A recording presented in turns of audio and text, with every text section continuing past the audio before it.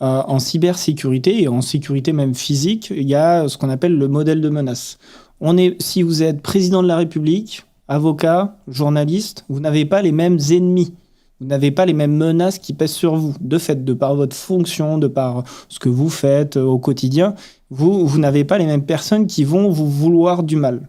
Et donc, les menaces en termes de cybersécurité vont être différentes. Et vous allez vous protéger, en fait, de manière différente.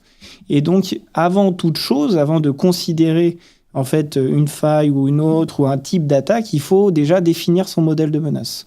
Et pour monsieur et madame tout le monde, les failles zéro-clic ne sont pas dans vos modèles de menace. Okay. Il y a, pour répondre directement, effectivement, c'est possible, c'est techniquement faisable, mais ça ne s'adresse pas à vous.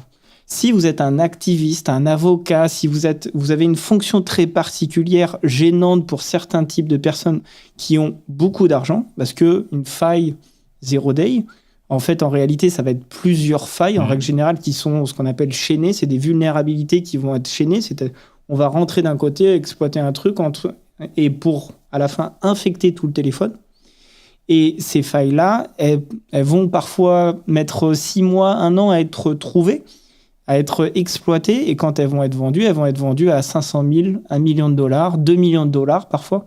Et donc, c'est des failles qui coûtent extrêmement cher, donc qui sont très précieuses.